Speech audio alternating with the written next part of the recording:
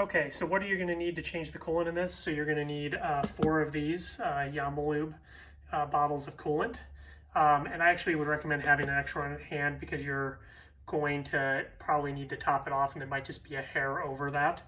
But we'll get into that when we refill the system.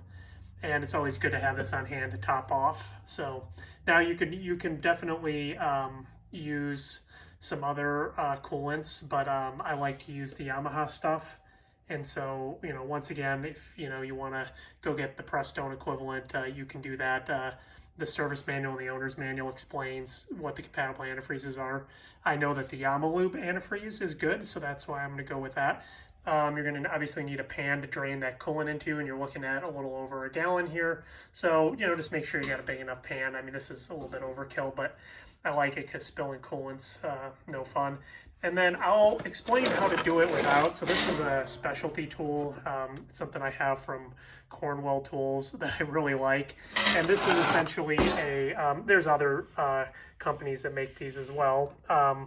But this tool basically will allow me to vacuum all the air out of the system and then essentially fill the coolant in while the system's under a vacuum. And that makes the bleeding procedure easier. It doesn't mean you can't do it without. And so I'll explain how to release the bleeder screw and how that would work. But if you have one of these, this will make the procedure a heck of a lot easier. And because the problem is that the radiator is at the high point, but the hoses dip under and then come up back into the engine. And so the potential for there to be, since it's not a straight shot out of the engine where the coolant goes in, you can definitely get an air bubble in there and it won't supplant the coolant, and then you can have problems where then that's what the bleeder screw is for. But if you use this, I can get it all the way full and I don't have to deal with the mess of the bleeder screw. But if you're willing to stick through and watch this entire video, I'll open the bleeder screw so you can see, and then what we should see is I shouldn't have to vent any air out of it as I'm letting the system fill, because this should have taken care of all that for me. Also Harbor Freight makes a model, because I know this is a pretty expensive mechanics tool, but Harbor Freight makes one, I think it's like $70. And so that if it's not a high use tool, this is something that just with all the various work I do, it's super helpful when you're dealing with a coolant system, because I just don't have to worry about when I'm filling them, making sure that I got all the air out, because this will ensure that happens. So, all right, so first step, there are 2 drain plugs underneath the machine. There is no drain plug on the radiator, so we're going to get underneath and get the coolant draining out.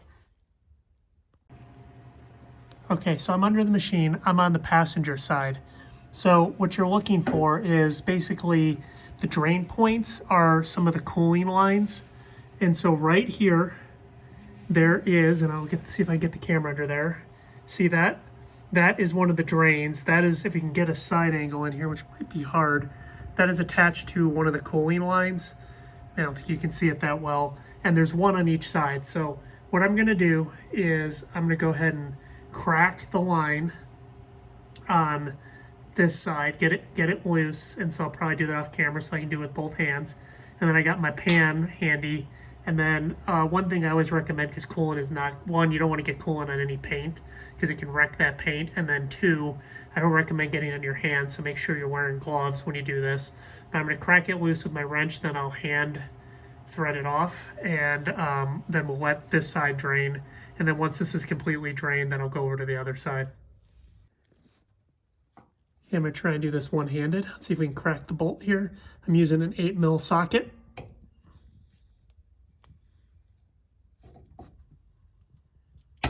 Okay, so I got it loose. Okay, so I'm just twisting this off because I can't get my fingers in there and run the camera. But you can see this is just about ready to come off. And it's come off. I'm trying not to drop the drain plug in the pan.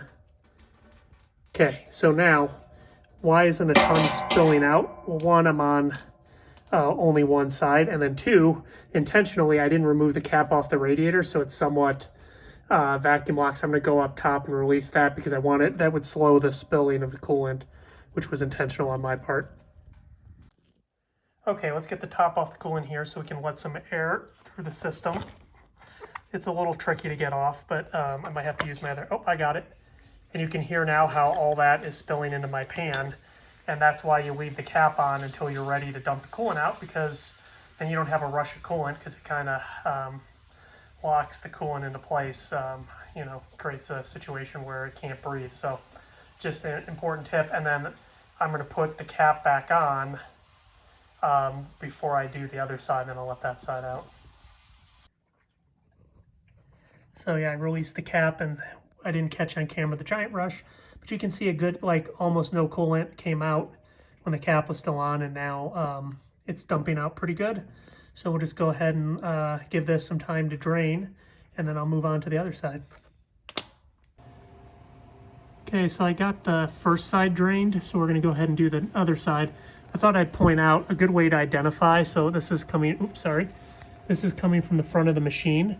And so you'll have your first set of, you see this, you got your first hole here, and this works for both sides of it. You got your first round hole. You can see that's an oval. And so you got your first round hole, and then you got your second round hole, and that's where the fitting is.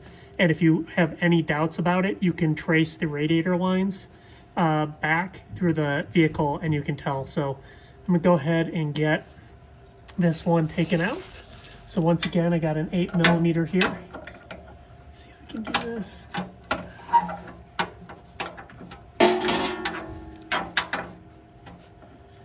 Oh, I'm trying. Let's see if we can do it on camera.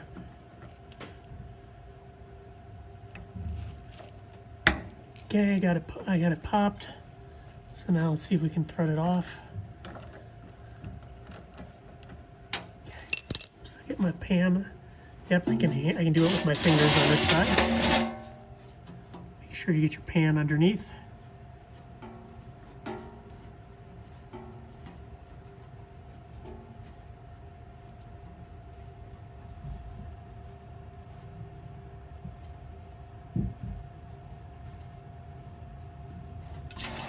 Okay, we got the coolant dumping out of there.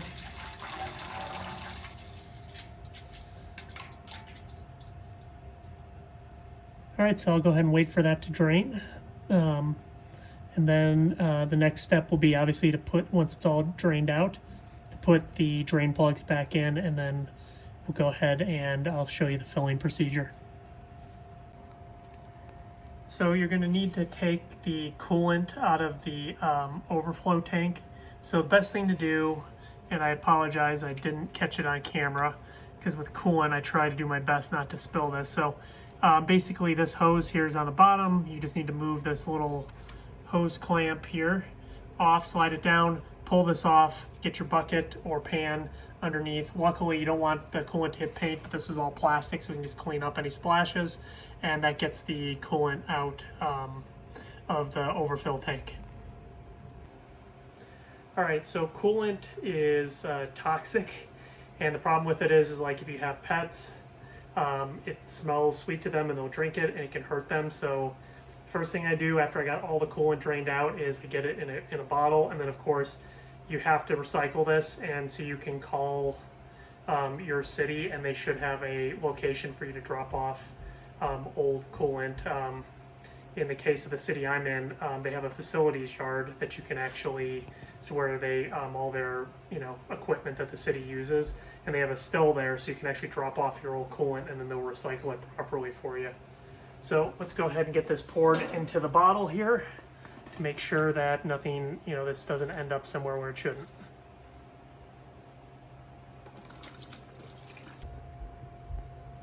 Okay, we're gonna fill the system. So I'm gonna show you how to use this vacuum filler. This is a slightly more advanced thing. If you don't have this tool, you certainly don't have to buy one. In that case, what you're just gonna do is you're just gonna basically, for the next step, fill the radiator with the coolant, and then I'll explain, even though I won't need to do it because I'm using basically the vacuum filler.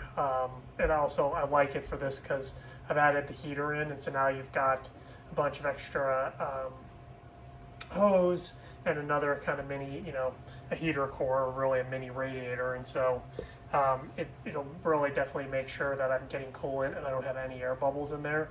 But I'll show you the Yamaha bleed procedure and what you do for that if you don't have this tool. So you know, bear with me as I do it this way first, and I'll show you what to do after. Okay, so I have my coolant in the bucket and I have the hose submerged. So now I'm going to go ahead and bleed, get the system under some vacuum so I can bleed the air out of this line.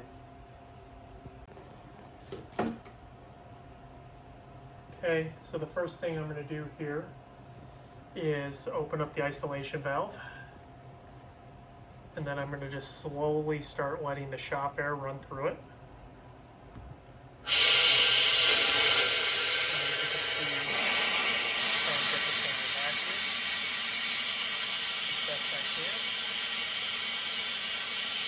Okay, so that looks good. Go ahead and stop that. So now what I'll do is let's bleed this line. So you can see, okay, so now I've got the coolant all the way up there. And I haven't really lost any vacuum, but just for good measure, get this going. Get the vacuum all the way down again. Close the isolation valve.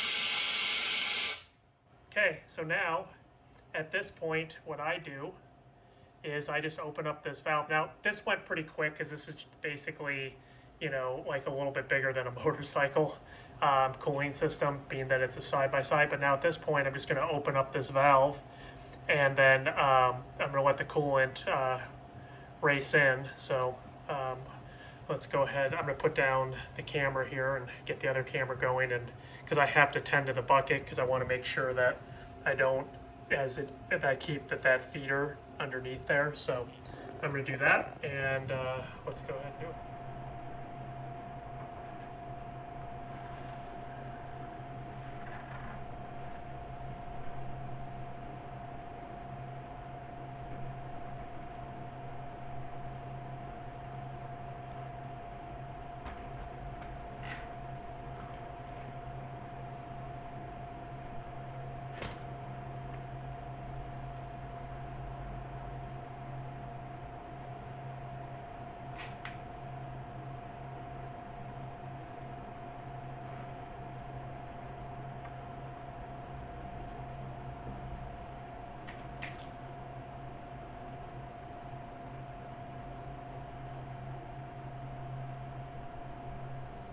All right, so I basically got to zero here. It sucked all the coolant in. And so now at this point, you know, just I got a little bit left in my bucket because obviously you want a little bit more than you need in there, so you don't you pull the fluid in and not air the entire time.